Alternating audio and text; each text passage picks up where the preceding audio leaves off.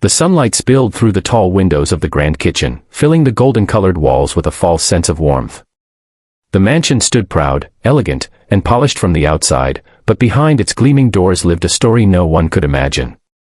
On that bright morning, the silence of wealth was shattered by the desperate sobs of a little girl.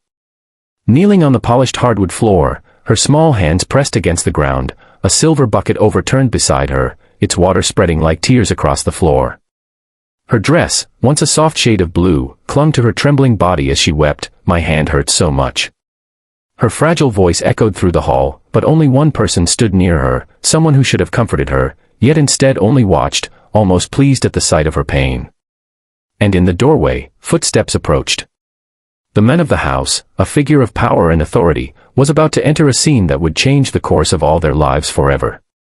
If you believe in kindness, second chances, and the power of compassion to heal broken hearts, please take a moment to like this video, subscribe to Kindness Corner, and share your thoughts in the comments.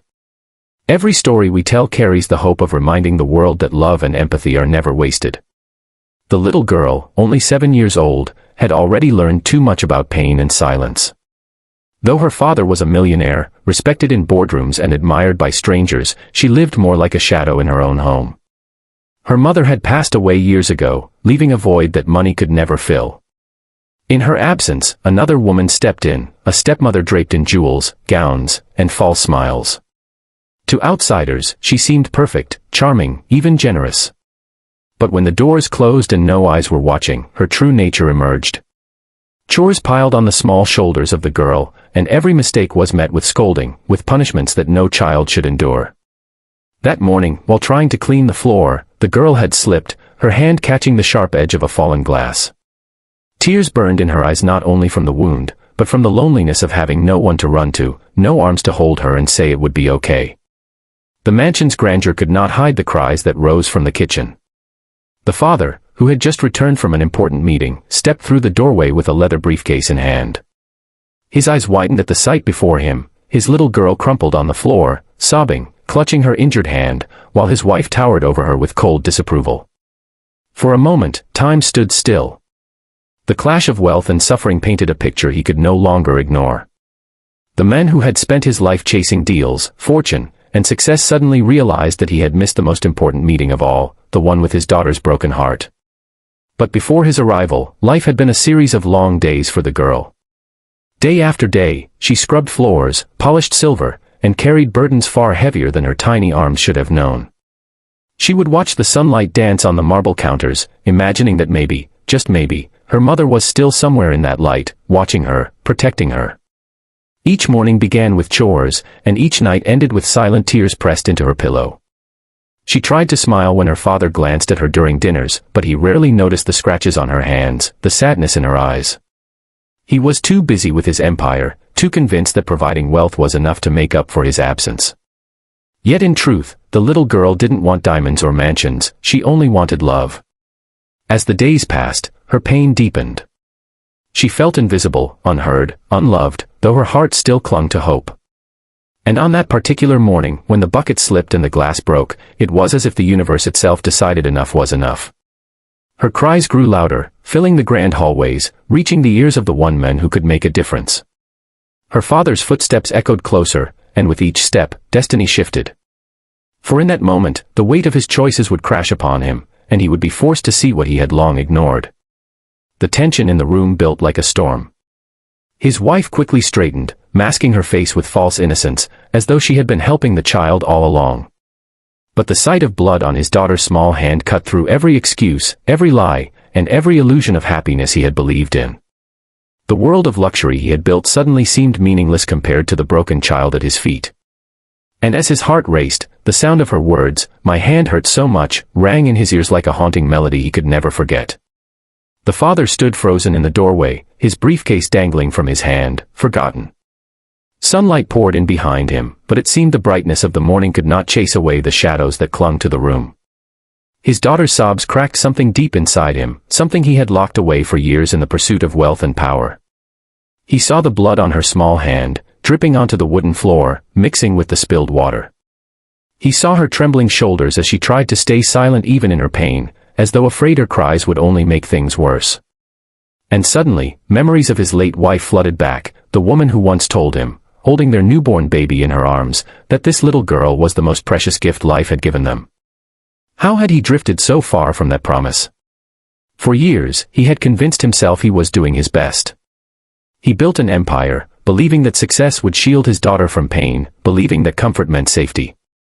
Yet here she was, dressed in a faded gown, kneeling on the floor like a servant in her own home, her hands scarred not from play but from labor. His gaze shifted to the woman beside her, the wife he had chosen after losing the love of his life. She looked beautiful as always, draped in jewels, her red gown sweeping across the polished floor, but her beauty now seemed hollow. There was no trace of maternal warmth in her eyes, only annoyance at the scene unfolding. The millionaire suddenly realized the cruel truth: the woman he trusted to care for his daughter had instead crushed her spirit. But the story did not begin here. To understand this moment, one must look back at the lonely days that shaped the little girl's world. Each morning began the same way, sunlight streaming through the windows, but no voice to greet her, no gentle hand to brush her hair. She would rise quietly, slipping from her bed before anyone else stirred, and head straight to the kitchen. There, she would be given tasks far beyond her years, scrubbing dishes, wiping down counters, polishing the silver that gleamed but never filled her with pride. Her stepmother often stood nearby, not with words of encouragement, but with criticisms that pierced deeper than any wound. Not clean enough. Do it again. The words replayed in her mind each day, leaving her to wonder if she would ever be good enough. The girl tried to endure, telling herself that her father must never know. She loved him too much, even though his absence hurt. She believed that if she complained, it would only add to his burdens, that maybe he would blame himself, and she couldn't bear that thought. So, she stayed quiet, hiding her pain behind a fragile smile at dinner tables, nodding politely when asked how her day had been, and never once daring to reveal the truth. But children, no matter how strong, are not made for such silence. Her small body carried the weight of chores and the sting of loneliness, yet her soul still longed for love. Every evening, when the world was quiet, she would kneel by her bed and whisper a prayer, asking her mother, wherever she was, to watch over her. She prayed that one day her father would look at her not just with pride but with true understanding, that he would see past the walls of wealth into the little heart that simply wanted to be held. That morning was different because fate had finally aligned. The bucket of water slipped, the glass shattered, and pain sliced through her hand. She cried out louder than she ever had before, her voice echoing through the marble halls, refusing to be silenced by fear. Her stepmother's scolding grew sharper, but so did the cries of her soul. And at that precise moment, her father returned earlier than expected, stepping into a truth he could no longer ignore. The father's chest tightened as he took in the scene. His daughter's tears rolled down her flushed cheeks, leaving streaks across her pale skin. The cut on her hand wasn't deep, but the sight of her blood was enough to bring a storm of guilt crashing down. He saw, for the first time, how fragile she had become, how much she had suffered in silence. And beneath her pain, he recognized something even more heartbreaking, the look of fear in her eyes, as though she wasn't sure if he would protect her or walk away again. That expression tore through him more than anything else ever had.